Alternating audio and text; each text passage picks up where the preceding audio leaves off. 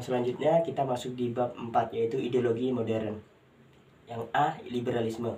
Pengertian liberalisme adalah suatu paham yang menghendaki adanya suatu kebebasan individu dengan segala bidang, baik bidang politik, ekonomi, maupun agama. Menurut paham ini, titik pusat dalam kehidupan ini adalah individu. Yang kedua adalah lahirnya liberalisme. Embrio perjuangan kaum liberal yang menetapkan sikap tindakan yang dianggap menekankan kebebasan individu sebenarnya sudah ada di Inggris. Kebebasan individu akhirnya dijamin dengan dikeluarkannya Magna Carta tahun 1215. Adapun dua peristiwa penting yang menjadi dasar lahirnya paham liberalisme. Yang pertama, Declaration of Independence.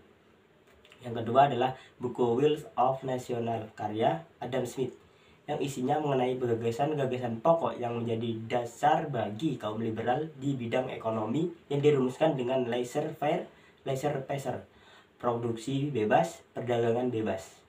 Adapun pertumbuhan dan perkembangan perjuangan kaum liberal semakin nyata dengan munculnya golongan borjuis di Prancis pada abad ke-18 yang menggambarkan atau menggerakkan liberalisme sebagai aksi protes atas kepincangan yang ada di Prancis. Selanjutnya, lewat kekuasaan Napoleon Bonaparte, paham liberalisme di masa berluaskan ke wilayah Eropa dan kemudian menyebar di seluruh dunia dengan semboyan liberté, égalité, fraternité, kebebasan, persamaan, dan persaudaraan.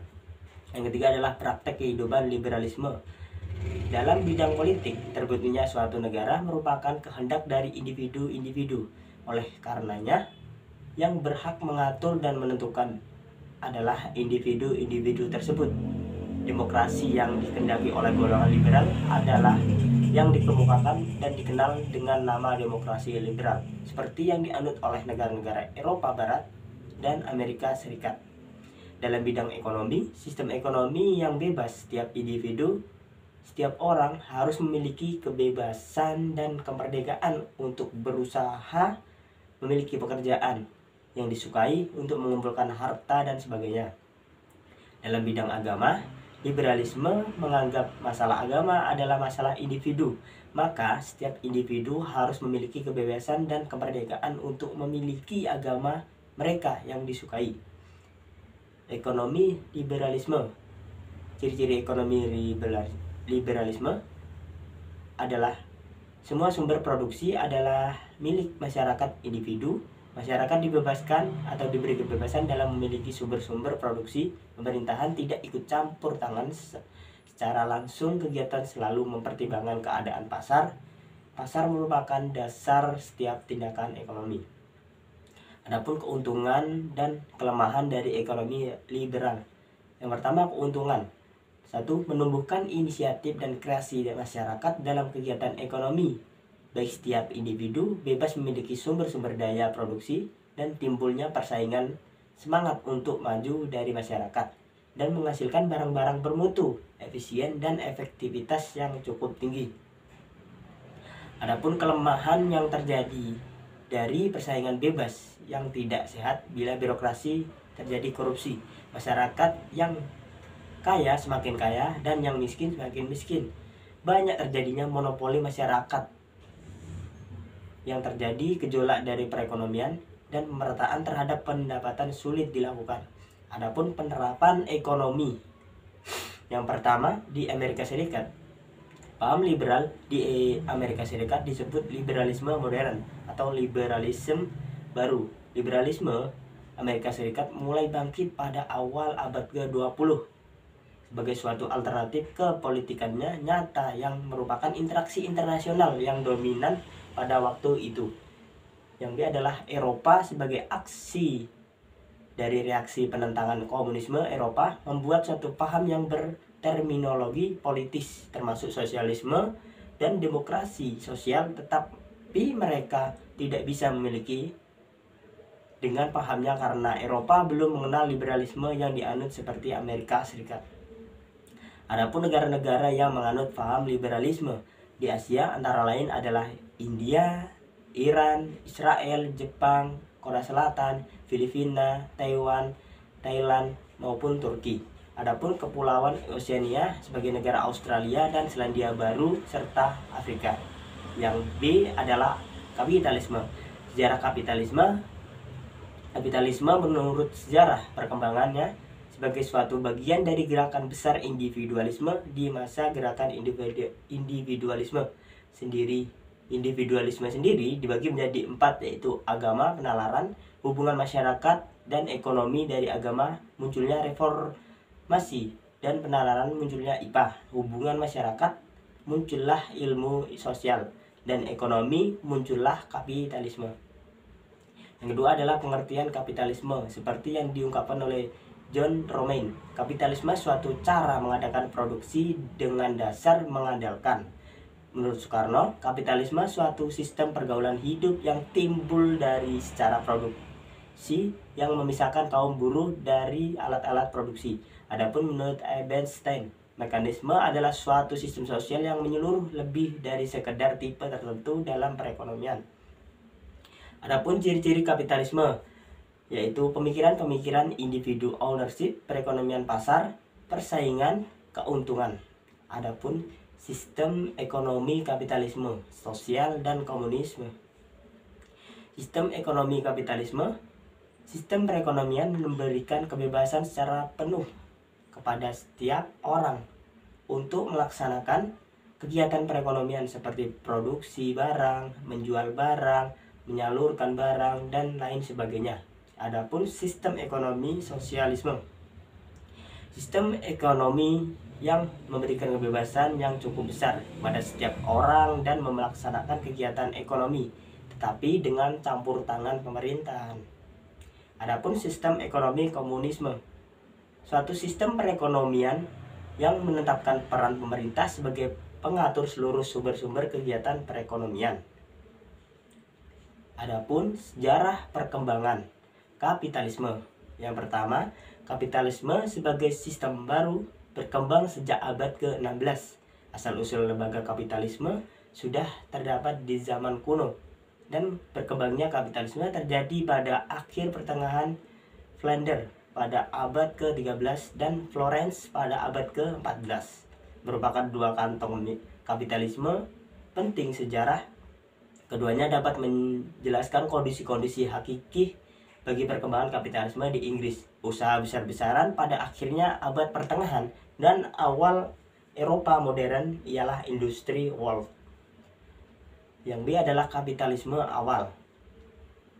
Pemberdayaan surplus sosial secara produksi merupakan prestasi istimewa yang membuat kapitalisme mampu menggulingkan sistem ekonomi sebelumnya. Surplus sosial dengan demikian menjadikan kapitalisme produksi kapitalisme awal juga menyaksikan timbulnya negara-negara nasional kuat di Eropa Barat yang menjelaskan kebijakan-kebijakan merkantilisme dan merkantilisme, di mana merkantilisme adalah suatu paham suatu ekonomi dengan tujuan utama menambahkan logam mulia sebanyak mungkin dan berusaha untuk memperoleh neraca perdagangan yang aktif. Yang C adalah kapitalisme klasik. Di Inggris mulai abad ke-18, fokus pembangunan kapitalisme bergeser dari pandangan perdagangan ke industri revolusi. Industri dapat dipandang sebagai periode peralihan ke dominasi modal perdagangan atas modal industri ke dominasi modal industri atau modal perdagangan secara lebih definitif dan dibandingkan secara sebuah kurun historis lain. Perkembangan ini dapat dikatakan secara ekonomis, di mana periode ini merupakan kesuksesan dari usaha kapitalis mengangkat kaum borjuis ke posisi yang amat berpengaruh. Sukses ekonomi menghasilkan kekuatan politik pada gilirannya melahirkan kebijakan-kebijakan yang menguntungkan kaum kapitalis. Adapun fase lanjut sejak 1945, di mana Perang Dunia ke-1 menandai titik balik perkembangan kapitalisme pada umumnya, dan kapitalisme Eropa pada khususnya periode 1914 menyaksikan adanya pembalikan minat publik kepada kapitalisme dan pengembalian hampir semua kecenderungan dari kurun waktu liberal sebelum perang. Adapun macam-macam dan taraf perkembangan kapitalisme. di mana kapitalisme dibedakan antara kapitalisme tua dan kapitalisme modern. Kapitalisme tua berlaku sepenuhnya persaingan bebas, dan pada kapitalisme modern terdapat monopoli perdagangan serta ekspor modal. Yang C adalah imperialisme dan kolonialisme. Pengertian imperialisme. Imperialisme berasal dari kata imperium dalam bahasa Latin, yaitu berarti memerintah, kemudian arti itu berubah menjadi hak pemerintah. Arti itu pun mengalami perubahan lagi menjadi daerah di mana kekuasaan pemerintahan ini dilakukan dengan cara, maka imperium selalu dihubungkan dengan kekuasaan dunia. Mula-mula istilah imperium sebagai untuk menyebut wilayah kekuasaan Romawi kuno yang menyatukan wilayah yang sangat luas. Adapun macam-macam liberalisme. Liberalisme pada dasarnya ada dua macam. Hal ini dengan berpijak pada usaha penaklukan yang dilakukan oleh bangsa-bangsa barat, yakni imperialisme kuno, di mana cirinya adalah 3G, gospel, gold, dan glory. Penyebaran agama, mencari kekayaan, kejayaan. Imperialisme modern cirinya adalah industri. Adapun motivasi, bentuk, tujuan, dan sasaran imperialisme. Yang pertama, motivasi utama dari imperialisme adalah perjuangan untuk memperoleh daerah strategis, keinginan untuk membangun imperium ekonomi, usaha untuk mencari daerah pasaran hasil industri. Adapun bentuk-bentuk imperialisme, di mana imperialisme politik, imperialisme militer, imperialisme kebudayaan, dan imperialisme ekonomi. Adapun tujuan dan sasaran dari imperialisme, di mana tujuan dan sasaran imperialisme adalah dominasi di seluruh dunia. Contohnya imperialisme yang dilakukan oleh Kaisar Romawi Alexander the Great, Iskandar Zulkarnain, dan Genghis Khan, Napoleon Bonaparte, dan sebagainya. Adapun contoh imperialisme yang sasarannya daerah-daerah koloni diserang laut antara lain seperti Portugis, Inggris, dan Belanda. Sejarah perkembangan imperialisme. Yang pertama, imperialisme kuno. Sampai abad ke-18, bentuk imperialisme kuno seperti pada bangsa-bangsa besar seperti Mesir, Assyria, dan Babilonia adalah hasil dari penaklukan bangsa-bangsa sekitarnya. Kemudian lahirlah Imperium Romawi setelah Kartago dan Yunani berantakan. Yang B adalah imperialisme abad ke-19, ekspansi komersial dari revolusi industri pada abad ke-18 dan berakhir jatuhnya terhadap imperialisme, ekspansi perdagangan berkembang sangat intensif. Yang C adalah liberalisme Amerika. Berkat Monroe Doctrine, maka benua Amerika dapat terhindar dari demam imperialisme Eropa. Usaha Perancis untuk mengkolonialisasi Meksiko mengalami kegagalan. Sebaliknya, Amerika Serikat memperoleh Texas setelah melawan Meksiko. Yang D adalah imperialisme sesudah Perang Dunia I, di mana realisme Italia, imperialisme Jepang, dan imperialisme Jerman. Adapun imperialisme sesudah Perang Dunia II, di mana dengan kemenangan negara-negara sekutu Perang Dunia II, maka Imperium Italia, Jerman maupun Jepang mengalami kehancuran setelah Perang Dunia II. Banyak negara-negara Asia dan Afrika memperoleh kemerdekaan baik dengan jalan damai maupun dengan kekerasan.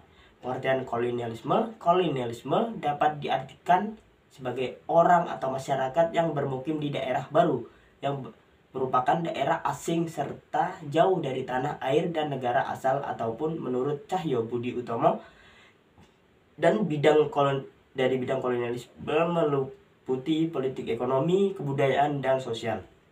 Akibat dari kolonialisme sendiri adalah pelaksanaan kolonialisme secara umum membawa suatu dampak yang begitu besar bagi kehidupan masyarakat daerah koloni, yaitu seperti penjajah Belanda, bangsa yang terjajah yaitu Indonesia.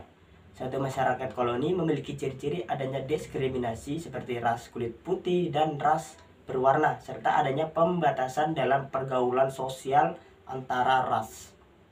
Untuk yang selanjutnya kita masuk di bab 5, yaitu perkembangan ideologi modern. Yang A adalah nasionalisme.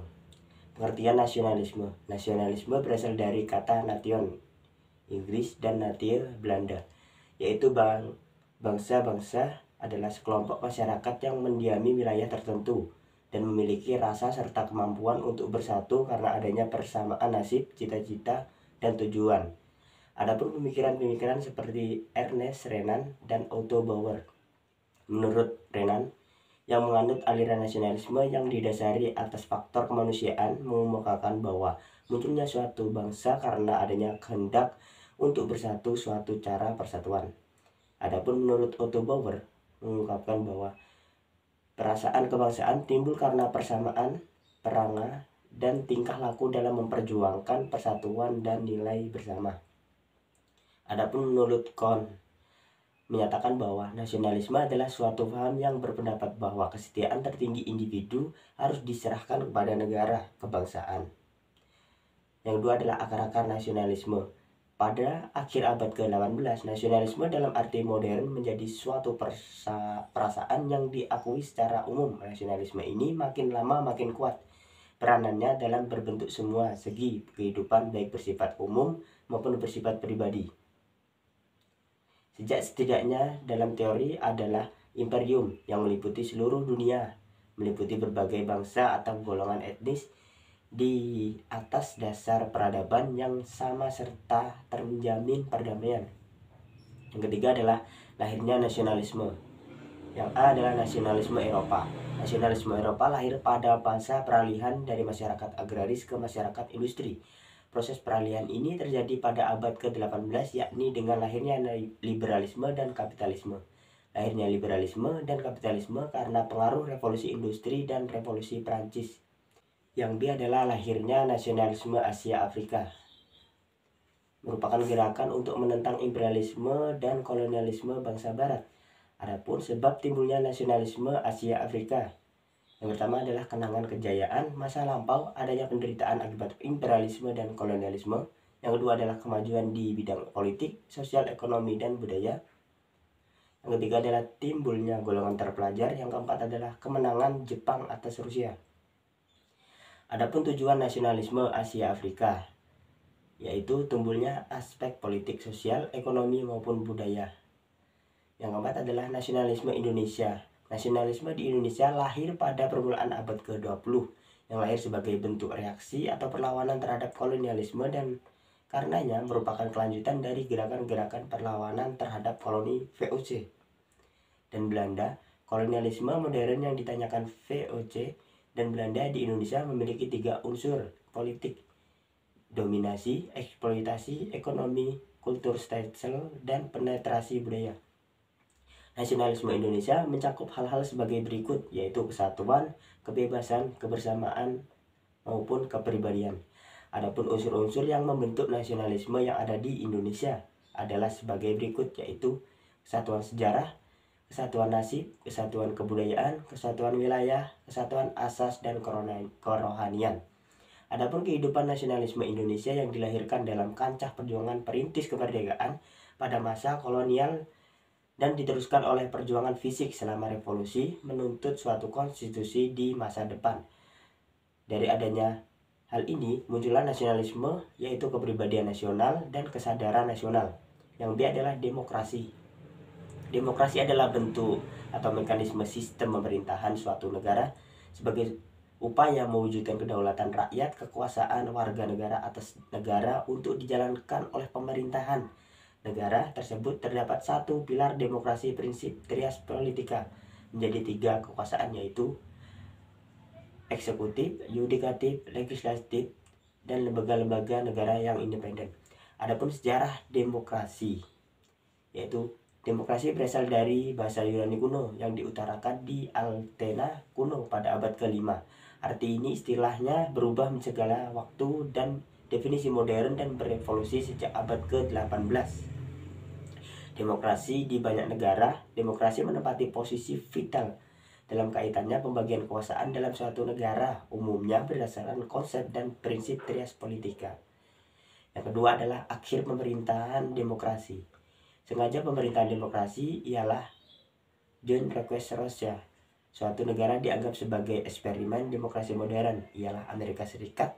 Dalam Declaration of Independence dinyatakan bahwa manusia diciptakan Tuhan dan telah diberikan karunia berupa hak asasi. Yang ketiga adalah demokrasi di Indonesia. Semenjak kemerdekaan 17 Agustus 1945, Undang-Undang Dasar 1945 memberikan gambaran bahwa Indonesia adalah negara demokrasi. Masa demokrasi di Indonesia: demokrasi liberal, demokrasi terpimpin, demokrasi Pancasila, dan demokrasi reformasi. Yang C adalah lahirnya sosialisme. Sosialisme telah muncul pada abad ke-17. Istilah sosialisme pertama kali dipakai pada tahun 1827. Seperti Robert Owen dan Karl Marx. Kemudian oleh Lenin, istilah sosialisme dihidupkan kembali untuk menunjukkan pada apa yang telah atau Karl Marx sebut tahap awal dari kolonialisme, the early of communism, yang mendahului terciptanya komunisme. Yang kedua adalah pengertian sosialisme. Terdapat beberapa tokoh yang mengemukakan, diantaranya Kenneth G. Arrow dalam Budi Hartono, adalah suatu sistem ekonomi di mana sebagian besar keputusan ekonomi diambil dalam suatu yang dikuasai berbagai bagian dari struktur negara atau para pekerja. Adapun menurut Sultan Syahrir, sosialisme adalah suatu ajaran dan gerakan untuk mencari keadilan di dalam kehidupan kemanusiaan. Adapun menurut Teku Mairudi, sosialisme adalah paham yang beranggapan bahwa kepentingan bersama atau kepentingan umum harus diutamakan dibandingkan kepentingan individu. Adapun menurut Insinyur Soekarno, sosialisme adalah suatu sistem masyarakat sosialis, juga suatu tuntutan perjuangan, yakni kemakmuran bersama. Adapun latar belakang munculnya sosialisme, di mana istilah sosialisme baru pertama kali muncul dan dipakai pada 1827 dalam acara perekonomian oleh Robert Owen. Sebagai suatu gerakan politik yang efektif dan terorganisasi, munculnya setelah adanya revolusi industri pada awal abad ke-18 di Inggris. Yang keempat adalah unsur-unsur pemikiran dan kebijakan sosialisme. Ketika lahir di Inggris, agama, idealisme, etnis dan estetis, empiris, Fabian, dan liberalisme. Yang kelima adalah konsep pemikiran tokoh-tokoh sosialisme. Sosialisme timbul di Eropa pada awal abad ke-19 karena keprihatinan atas akses-akses dari revolusi industri awal abad ke-19, di mana kemajuan-kemajuan dalam penemuan-penemuan baru di bidang teknologi dan berkembang pesat dan membuka cakrawala baru di bidang produksi. Perubahan-perubahan tersebut juga membawa kesengsaraan yang luar biasa, terutama bagi rakyat kecil, yaitu petani di daerah pedesaan dan pengrajin di kota-kota. Tokoh sosialisme, adapun beberapa cendekiawan Prancis di Inggris, yaitu seperti Saint-Simon, Charles Fort, Robert Owen. Adapun tokoh-tokoh ilmiah seperti filsuf Jerman Georg Hegel, perkembangan terjadi melalui dialektik, melalui pergerakan atau pergelangan antara tesis dan sintetis menjadi sintesis. Adapun perkembangan sosialisme, di mana jika sosialisme di dunia pertama telah banyak berubah zat lahirnya pada pertengahan abad ke-19, di dunia keduanya pun banyak perubahan, terjadinya suatu Stalin. Yang D adalah komunisme. Yang pertama adalah teori Marxisme. Pengertian komunisme. Komunisme dalam perkembangannya, istilah komunisme diartikan sebagai suatu gesekan yang berdasarkan pada Marxisme, Leninisme, ajaran ideologi komunis tertuang dalam dialektis materialis. Materi inilah yang menjadi sumber keberadaan benda-benda alami yang disenantiasa bergerak dan berubah tanpa henti-hentinya. Yang B, penafsiran sejarah dari segi ekonomi. Sebelum Karl Marx, sejarah ditafsirkan dengan berbagai cara yang mempunyai kekhasan sendiri-sendiri. Kelompok agama menafsirkan sejarah sebagai penyelenggara kehendak ilahi dan menganggap perkembangan manusia hanya satu bagian dari rencana Allah untuk alam semesta. Menurut Marx, dalam industri modern, pemilihan alat-alat produksi menjadi kunci utama. Yang C adalah dinamika perubahan sosial, di mana perubahan sosial yang penting dianggap sebagai hasil perbuatan para pemimpin politik yang besar pada pembuatan undang-undang dan para pelopor pembaruan Marx. Marx menolak kekuatan pribadi sebagai perilaku utama perubahan sosial. Yang penting adalah menyatakan penjelasan pada alasan-alasan ekonomi. Yang dia adalah revolusi salah satu jalan keluar. Konsep komunis tentang revolusi dan kediktatoran. universal sejalan dengan teori Marxis tentang kesadaran hanya di dalam masyarakat yang kondisi-kondisi kehidupan sosial politiknya telah menciptakan kesaksian umum mengenai kemungkinan terjadinya perubahan secara damai. Yang ini adalah sumbangan Lenin terhadap teori komunisme. Lenin juga menyerukan kepada kaum profesional revolusioner untuk mengadakan penyusupan atau interrasisasi dan pembentukan sela-sela di dalam lembaga-lembaga sosial politik, pendidikan, dan ekonomi. Yang F adalah doktrin dan politik komunis. Stalin yang memegang pemerintah Rusia lebih menekankan pemerintahan praktis dan kesanggupan mengorganisasikan daripada teori-teori kebanyakannya. Dari tulisan-tulisan Stalin tidak lain hanya merupakan ulangan dari keterangan Marx dan Lenin yang sesuai dengan kebutuhan pemerintah diktatornya. Yang kedua adalah komunisme Uni Soviet dalam praktik. Adapun revolusi 1917 adalah peristiwa penting yang menyangkut tata sosial di Rusia terjadinya menjelang akhir Perang Dunia ke-1. Konektivitas pertanian. Setelah Perang Dunia Kedua, rezim komunis ingin maju selangkah lagi dengan mengkolektivitaskan pertanian kembali sehingga terbentuknya kota-kota pertanian. Yang ketiga adalah runtuhnya komunisme di Uni Soviet. Mencela Uni Soviet berawal dari revolusi daur ulang Oktober 1917 yang dilancarkan oleh kaum Bolshevik pada tahun 1919 menjadi partai komunis di bawah pimpinan lain. Dan masa Stalin, Uni Soviet gencar melancarkan ekspansi sehingga sampai pecahnya Perang Dunia Kedua di Indonesia. Indonesia telah berhasil menguasai daerah yang sangat luas terdiri dari 15 republik semacam negara bagian dengan Rusia sebagai negara induknya. Uni Soviet di bawah pemimpinan Mikhail Gorbachev berbeda dengan pengusaha-pengusaha Uni Soviet sebelumnya, tidak diamati dan bukan diktator. Gagasan yang dirancang Gorbachev adalah Glasnost, Perestroika, Demonstration. Lahirnya Persemakmuran Negara-Negara Merdeka atau Commonwealth of Independent States atau disingkat CIS. Semangat dan demokrasi berkumandang di negara-negara bagian Uni Soviet dengan dijabat semangat keterbukaan, maka negara-negara bagian di wilayah Uni Soviet satu demi satu melepaskan diri dari keungkungan Uni Soviet. Adapun pengaruh Glasnost dan runtuhnya Uni Soviet, Glasnost dan runtuhnya Uni Soviet berpengaruh besar terhadap perkembangan dunia. Antara lain berakhirnya Perang Dingin antara Blok Barat dan Blok Timur, dan tumbangnya negara-negara komunis di Eropa Timur. Yang E adalah fasisme. Lahirnya fasisme, di mana kondisi-kondisi fasisme adalah pengorganisasian pemerintah dan masyarakat secara totaliter pada suatu kediktatoran masyarakat tunggal yang sangat nasionalis, realistis, materialis, dan imperialis seperti yang ada di Eropa. Italia menjadi negara pertama yang menjadi fasis dan Jerman menjadi negara kedua serta Spanyol.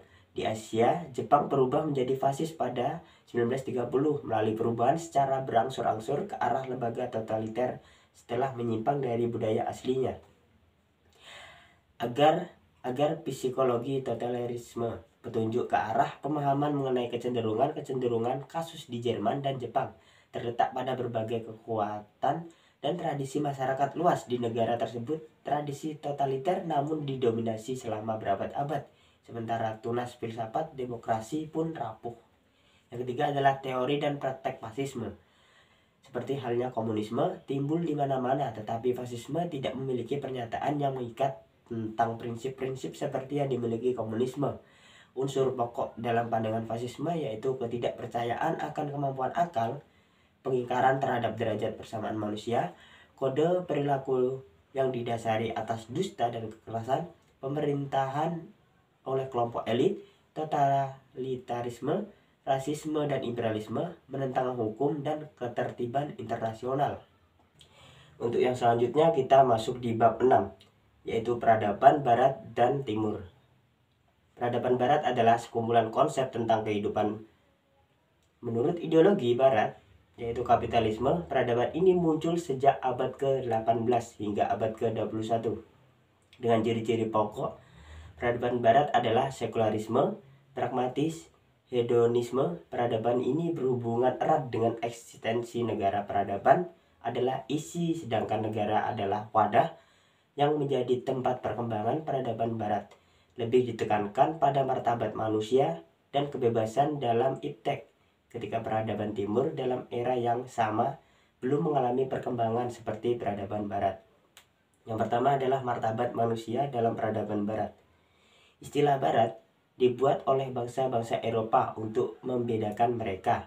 Adapun arti kebebasan dalam peradaban barat, di mana secara global peradaban barat tidak menciptakan tata dunia yang tidak adil yang didirikan oleh imperialisme lawan dari mekanisme utang perdagangan yang tidak adil, dukungan bagi para diktator dan tiran dan penduduknya yang ilegal. Yang ketiga adalah perkembangan iptek pada masa peradaban barat, di mana teknologi dan peradaban seringkali dijadikan sebuah satu kesatuan yang tidak dapat dipisahkan. Seakan-akan teknologi yang berasal dari barat tidak bisa dipisahkan dengan peradaban barat itu sendiri. Yang B adalah peradaban timur. Peradaban ini seringkali dimaksudkan sebagai nilai-nilai kepercayaan, materi atau substansi keilmuan, adat istiadat yang terdapat pada sekelompok masyarakat. Ada 3 aliran kebudayaan timur. Yang pertama adalah Konfusianisme, Buddhisme, dan Islam. Konfusianisme adalah kemanusiaan, suatu filsafat atau sikap yang berhubungan dengan kemanusiaan, tujuan yang merupakan suatu yang bersifat abstrak dan masalah teologi. Yang kedua adalah Buddhisme, adalah Buddha yang diajarkan oleh Siddhartha, putra Raja Siddhadona dari kerajaan Salah Siddhartha. Benar, berarti orang yang mencapai tujuan. Buddha adalah Gautama, berarti orang yang menerima bodhi atau wahyu. Para pemeluk agama Buddha mempunyai ikrar yang disebut Tridharma, yang artinya saya berlindung kepada Buddha, saya berlindung kepada Dharma, dan saya berlindung kepada Sangha. Islam pada abad ke-7 di Jazirah Arab muncul agama Islam yang disiarkan oleh Nabi besar Muhammad SAW. Islam bermakna selamat, damai, dan pasrah kepada Allah. Ajaran Islam diturunkan sebagai pedoman bagi umat manusia untuk menunjukkan jalan mencapai kebahagiaan di dunia dan akhirat. Islam di Asia Tenggara. Islam ditakwakan di Asia Tenggara termasuk Indonesia selalu menggunakan 3 metode, yaitu dibawa oleh para pedagang muslim dari jalur perdagangan yang damai. Yang kedua adalah oleh para dai dan orang suci atau wali yang datang dari Arab atau India yang sengaja mengislamkan orang-orang kafir yang meninggalkan pengetahuan mereka yang telah beriman. Yang ketiga adalah kekuasaan atau memaklumkan perang terhadap negara-negara penyembah berhala. Semenjak Islam masuk ke Nusantara, hubungan masyarakat Indonesia dengan Timur Tengah sangatlah kental. Dan misi ini dimungkinkan karena posisi Timur Tengah sebagai sentrum dan selalu menjadi rujukan umat Islam, negara-negara yang memiliki kekuatan suci dan pusat ilmu pengetahuan. Selalu dikunjungi oleh orang-orang Indonesia berikut maupun berhaji, ziarah maupun belajar. Islam di Eropa, di mana permusuhan di gereja pada ilmuwan dan ilmuwan pada waktu itu menyebabkan Eropa tenggelam pada kebodohan dan keterbelakangan ilmuwan, filsuf pada pemikiran mendapatkan perlakuan kejam dan sadis bila mendapatkan dan pemikirannya berseberangan dengan gereja. Lalu Islam datang dengan membawa peradaban dan kebudayaan yang mendorong kemajuan seperti menanam pohon dalam tanah subur. Peradaban dan kebudayaan ini mengalami kemajuan yang cukup cepat dan menakjubkan dalam berdiri kokoh di bumi Andalusia. Hal ini disebabkan oleh Islam memberikan kebebasan bagi akal untuk mengkaji dan meneliti, dan kemajuan Islam dalam pengetahuan dan kemaslahatan umat manusia, masyarakat diberi kebebasan untuk mengkaji dan mengembangkan ilmunya.